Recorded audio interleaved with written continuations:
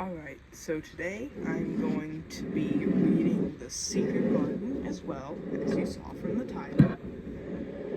And just so you know, all books that I do read are under the public domain and have been that way for a while. This is chapter 2 on page 14 of The Secret Garden by Frances Hodgson Burnett, fully illustrated and adapted. Let's begin. Misselthwaite Manor. It was very dark when Mary woke up. The train had stopped at a station, and Mrs. Medlock was shaking her. "You have had a long sleep," she said. "It's time to open your eyes. We're at Thwaite Station, and we've got a long drive ahead of us." They were only ones who got off the train. A stylish carriage was awaiting for them. The footman's long raincoat and hat were dripping with rain. He helped Mary into the carriage. She was curious about the house with the locked rooms, standing at the edge of the moor. "What is a moor?" she asked Mrs. Medlock. "Look out the window for a few minutes and you'll see," the woman answered. "You won't see much because it is a dark night, but you can see something." Mary looked out the window. They drove through a tiny village. She saw cottages, shops, and a church. Then they were on a high road, and she saw hedges and trees. There was nothing else to see for a long time. At last the horses began moving slowly, as if they were climbing uphill. There were no more hedges and no more trees. She could see nothing but darkness. "We're on the moor now," said Mrs. Medlock. Mary saw low bushes and the light from the carriage lamps. A wind made a wild, low, rushing sound. The darkness seemed to stretch out forever. "It's not the sea, is it?" said Mary. "No, it is not," answered Mrs. Medlock. "Nor is it fields or mountains, just miles and miles of wild land. Nothing grows here but heather and gorse. Nothing lives on it but wild ponies and sheep." "It sounds like the sea," said Mary. "That's the wind blowing through the bushes. It's a dreary place, but some people like it, especially when heather blooms." Then we've got a beautiful picture here of how it looks. The manor. "I don't like it," Mary thought. Finally, Mary saw a light in the distance. The carriage drove on for a long time toward the light.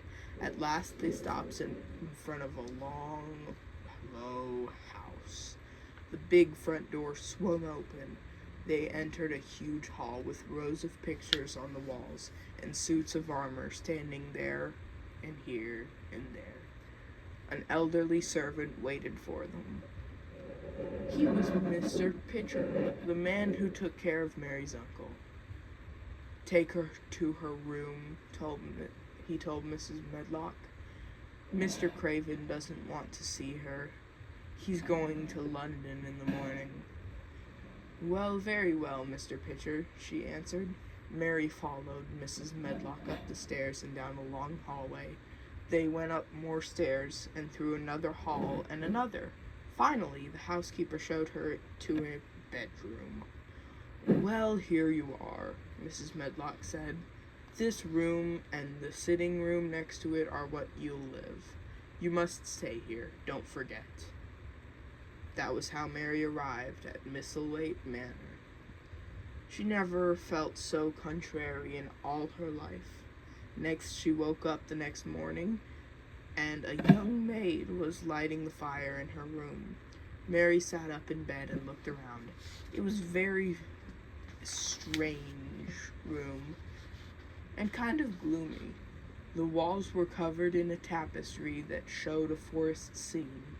There was a castle in it, and hunters, and horses, and ladies. The windows had heavy, dark curtains on them. Outside, Mary saw a great stretch of land that looked like an endless purple sea. "What is that?"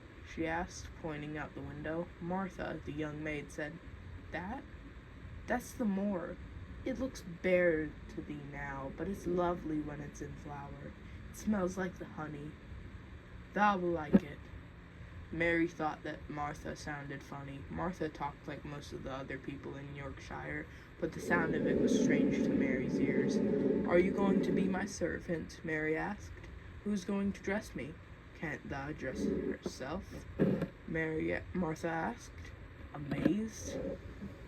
No, answered Mary, I never did. My ayah dressed me, of course. Well, said Martha, it's time thou learned it. Do thee good care of thyself a bit. Mary thought that Martha wasn't a proper servant. She was right. Martha was simple country girl. And then we have a picture of Martha helping Mary into her clothing. Working at the manor for money to help her family. Oh, God.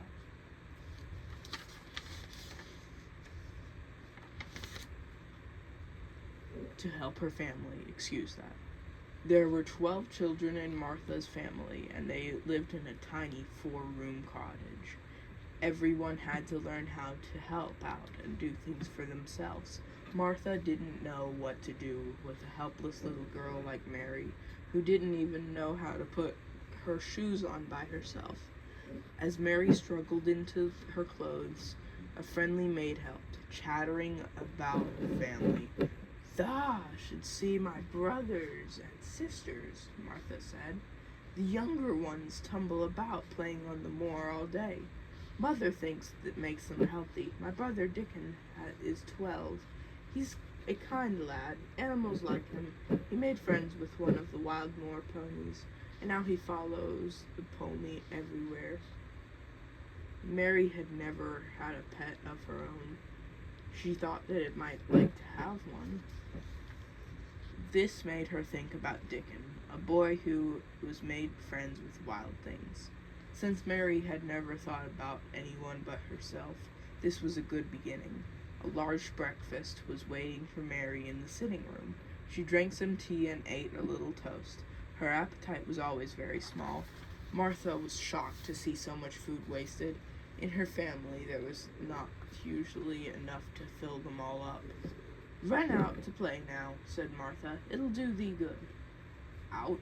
Why? Mary asked. Well, if thou don't go out, what has thou got to do? Martha responded. Mary looked around.